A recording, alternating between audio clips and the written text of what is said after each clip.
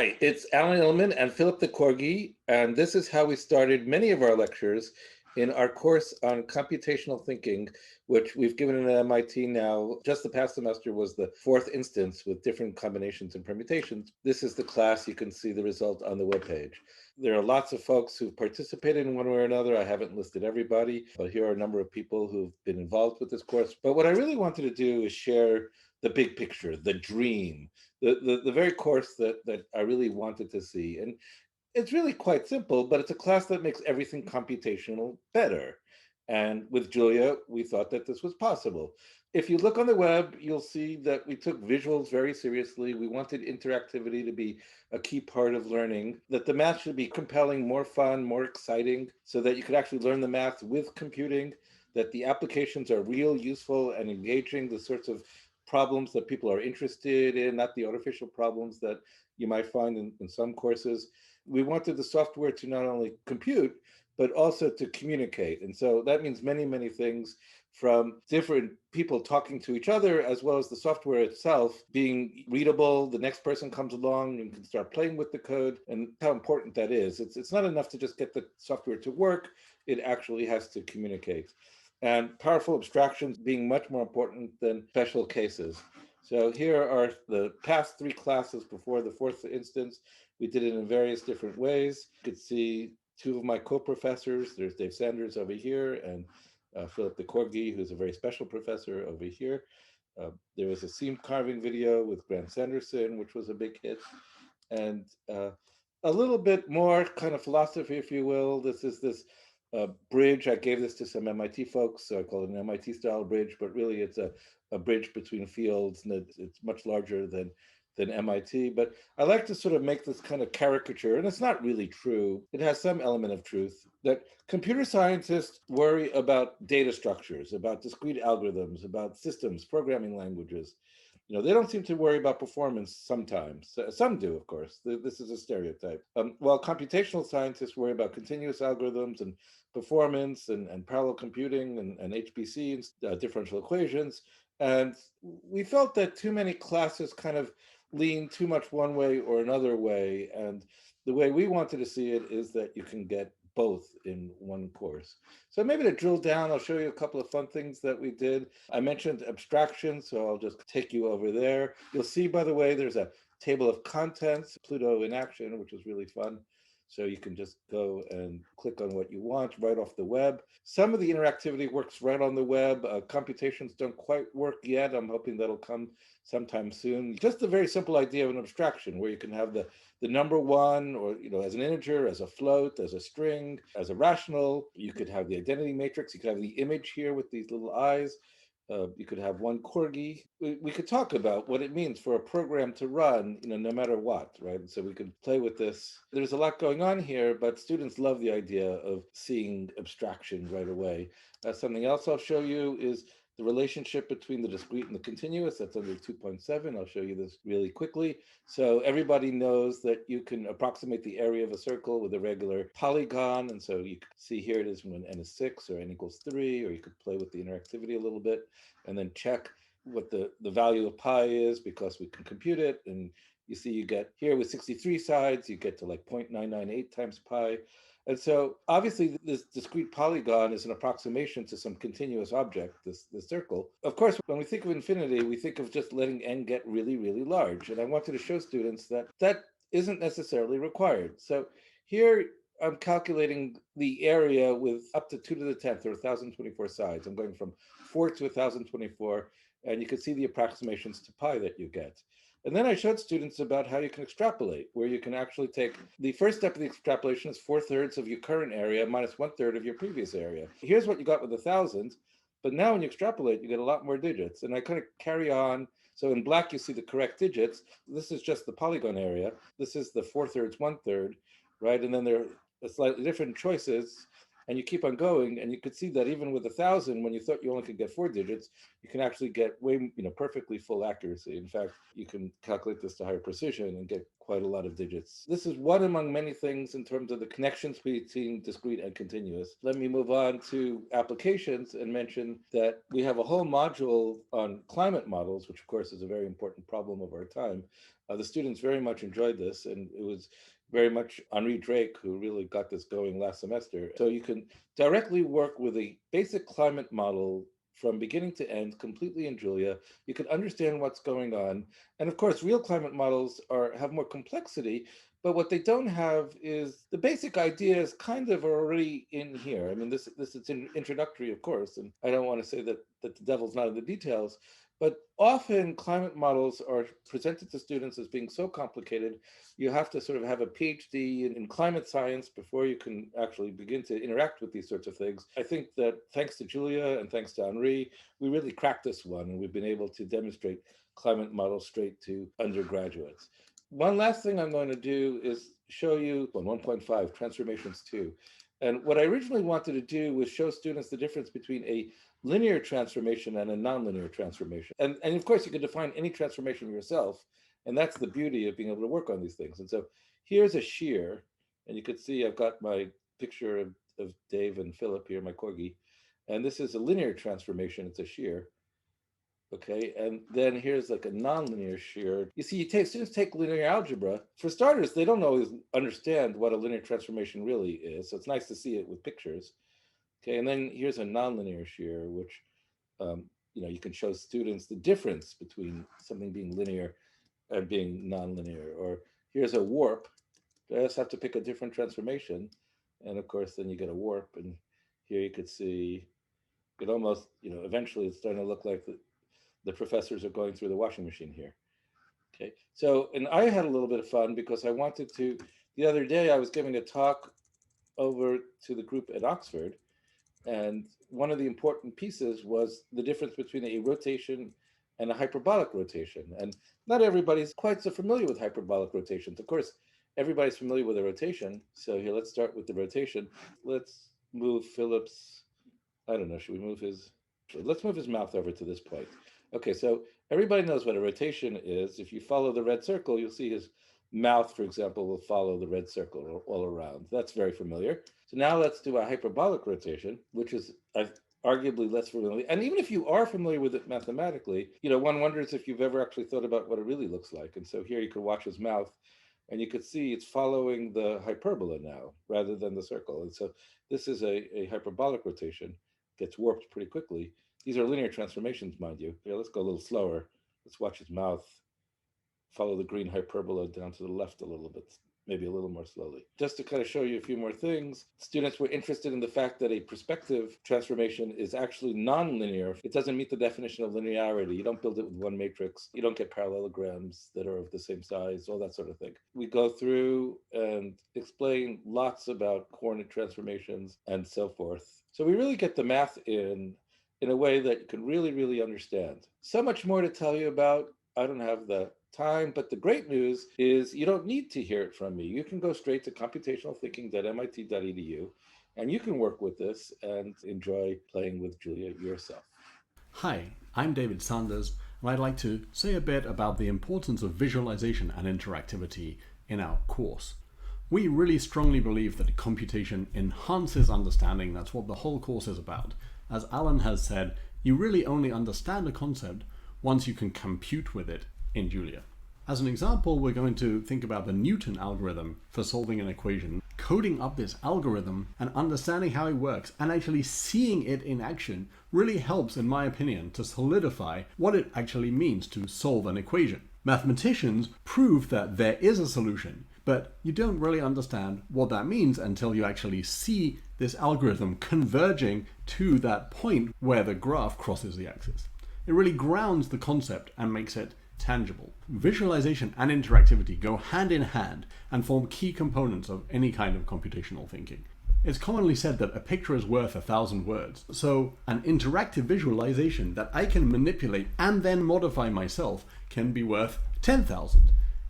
Our goal was to make an interactive textbook. Of course, we are not the first people to do this. Interactive figures you can think of as applets. Java applets have been around for maybe 25 years. But usually the code is not available. You cannot modify it, so if they decide to study one particular function, there's no way to just change it and use their code that they spend so much effort on with a different function. Or maybe it's just written in the wrong language, and it probably mixes calculation with visualization. Our goal is that all of the figures should be easy to modify. We also want to explicitly teach people how to actually use visualizations and interactivity to aid understanding. And a key message that has become clear over the last couple of years is that we should use the right tool for the right job. If we want to write algorithms for computational science and computer science, then Julia is what we want to use. That's what it's designed for. If we want to interact with a document, then we should be using HTML and JavaScript. Pluto is actually the glue that makes this interaction between Julia and JavaScript as painless as possible so that we can easily hook up interactive components with our algorithms. Here's an example from the course, the Newton method for finding roots. So we're going to start with an initial condition x0, and we actually have these sliders with which we can show the dynamics of this algorithm. So at the first step, we go up to the function, take the tangent line, and go down to the intersection with the x-axis. And we repeat this over and over again, and we see that this algorithm indeed converges to this point where the curve crosses the x-axis. But now we can actually vary the function. So here I'm going to vary the height of the function, and we see all of the dynamics changing as we do that. And what we see is that something very interesting and different happens when this function crosses the x-axis. And then we can use that as a basis to discuss, well, what just happened. Here's another example now with a cubic function, and as I change the initial condition now, something different happens. You can again use this as a basis for discussing what is the effect of this stationary point. It's not just about graphics though. Interactivity can help with all kinds of calculations. So the Newton method uses derivatives. Here we're going to use the symbolics.jl package to actually understand derivatives symbolically. We'll define two symbolic variables and a function. Here's the function x squared minus 2. And this is the definition of the derivative, f of x plus epsilon minus f of x, all divided by epsilon. Now we can expand each of those terms.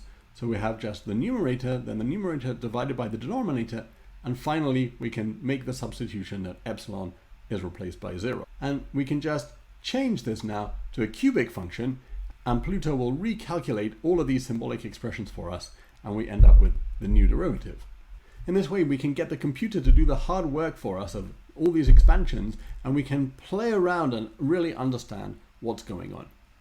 Hey, my name is Fons, and I worked on the technology behind the Computational Thinking course for the past 2 semesters. I'm the developer of Pluto, and Pluto is a notebook environment with Julia designed with education as the main goal. Over the course of the past 2 semesters, we found lots of things to improve Pluto, and most of it has been implemented by now.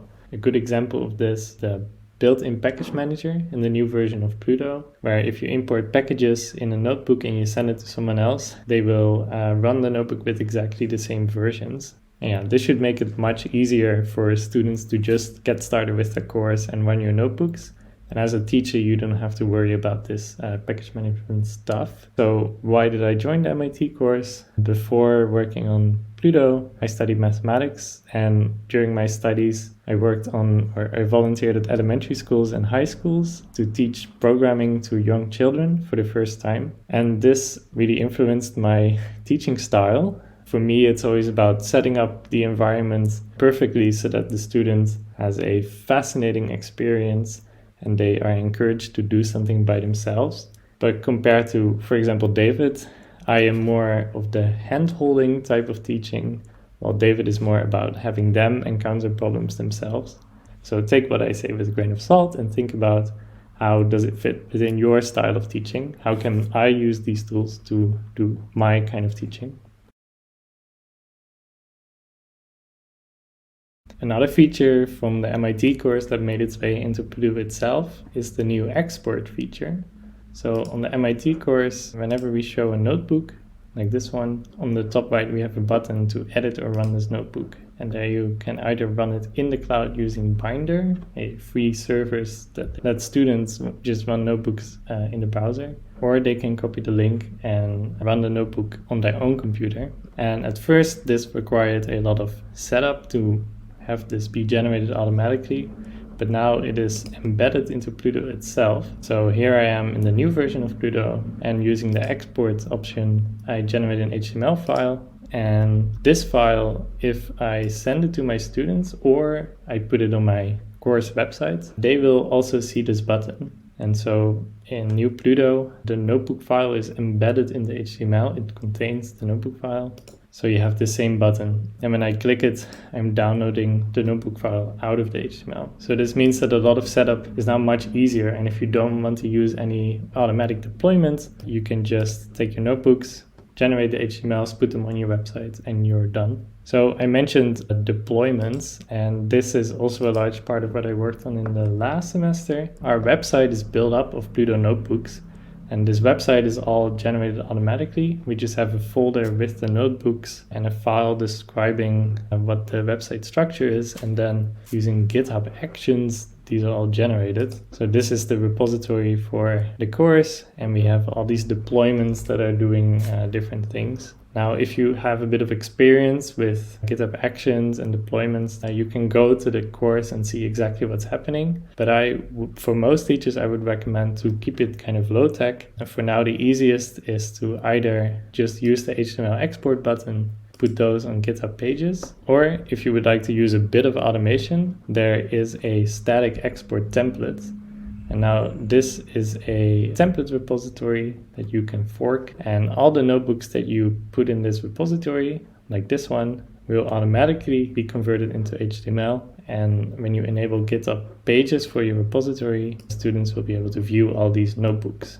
This template repository contains a README with simple steps to use it. Then for the sliders, so on the website, all the notebooks have interactive sliders. So without running the notebook, without launching Binder or running the notebook on my computer, I can interact with sliders. Now, this is difficult to set up. You have to run a Julia server that is running what's called the Pluto slider server that gets a bunch of notebooks and runs them as interactive web apps. If you're interested, at PlutoCon this year, I gave a talk about the Pluto slider server to tell you how it works. Right now, it is still a bit difficult to set up. You need to know how to run a web server. But in the future, you should be able to do this on juliahub.com. You will be able to just upload your notebook files, and then they will run it with a Pluto slider server for you. But right now, unfortunately, it is still quite difficult to run a Pluto slider server yourself. Let me show you a Pluto homework, which is kind of a new concept that we developed over the course of the past year. Pluto homeworks are Pluto notebooks that contain exercises together with text and pieces of code that we have already written. And we use reactivity to make this homework interactive, so the homework can respond to what the student is doing. And so the notebook contains a narrative. We always try to build up to something, in this case, an agent-based model for epidemic modeling. And we build up the structure necessary to do that together with them. So we combine pieces of pre-written code together with Markdown, and then we have exercises where we use a little finger to say, this is something you have to do. And we always have the placeholder missing. So in this case, exercise 1+1 is that we define a struct type and they have to create a coordinate located at the origin. So this is just to make sure that they understand this struct, that they can use it later. Let's try this. So let's say I type origin, it gives me an error. Let's try 0,0. So you see that it starts responding to what I'm doing. And now it's saying, keep working on it. Make sure that origin is a coordinate. So eventually I will get to the right solution, and it says splendid, or one of the randomly generated compliments. And so some of our exercises are just this. They have to define a global variable, and then we have a pre-written check for it. It's a bit of code, and that's because this is a very detailed check, because it is the first exercise and quite important. But it just works using reactivity. So they are defining origin, and here we reference origin in a big if-else block. So whenever they change it, this cell will rerun And we go through all these checks. So for example, first we check, is this variable defined? So for example, if they made a typo, we can tell them, make sure that you define a variable called origin. And then we do some checks. First, is it missing? So is it still the default value? And then instead of giving an error, we just say something friendly. Here we go. And then we check for types. We check if it's correct. And these functions, still missing, keep working. They are just simple functions that return this colorful area. So for example, if I put still missing in a cell, then I will see this. If I put not defined in a cell, I think I have to give it a variable name. Then it will say, oopsie, make sure that you define a variable called hello. And so to get these functions for your own homeworks, you can just use them. Go to the MIT course. They are all the way at the bottom, and we put all these functions. So whenever I start a homework, I just take this, copy it, and then I paste it in the new homework. This is one example of these checks. And you see that especially for exercises at the beginning, where they need to get it right to understand the structure, we have quite detailed checks. And the pattern here, so there's a check, but I think even more important is, for example, you have them write a function, then already apply that function, just to make sure that while they are experimenting with their function, just make sure that they are seeing what happens if you apply your function. So now if I take the x coordinates, then in this case it should give me 5. And so in this case we check the type again. So we say make sure that you return a tuple like so, and we can give a code example. Now I have already written the solutions to this homework, so I can show you kind of what it's like. Here we're talking about random walks in 2D. So here's an exercise where they have to get a trajectory from a starting coordinate with n steps, and you see this check. Replace missing with your answer, and we already applied our function so that while you write your function you can see what's going on. So let me go straight to the solution here. So once you type in the solution, something else pops up. Already in this notebook is a little plot where I visualize this test trajectory object, so the one they're seeing there, just to make it a bit more exciting. When you get your solution, you also get a bit of a reward. You get a cool visualization of what you've just done. I can rerun this and get more of those funky images.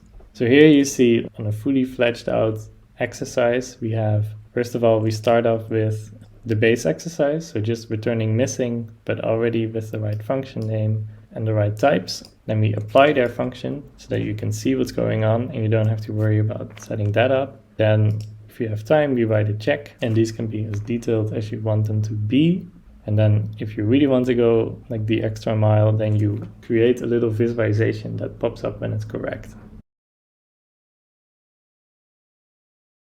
Finally, some extra tips for writing homeworks or course material in Pluto. So the first tip is a self-contained notebook file works best. If your notebook depends on other files, then students will have a much more difficult time just getting the notebook running because they need to make sure that everything is in the right place. If you have a single notebook file, then students can just download that straight from your website. So this means that you should use the new built-in package manager. If you use data or images, put them online somewhere, for example on GitHub, and then download them from your notebook file.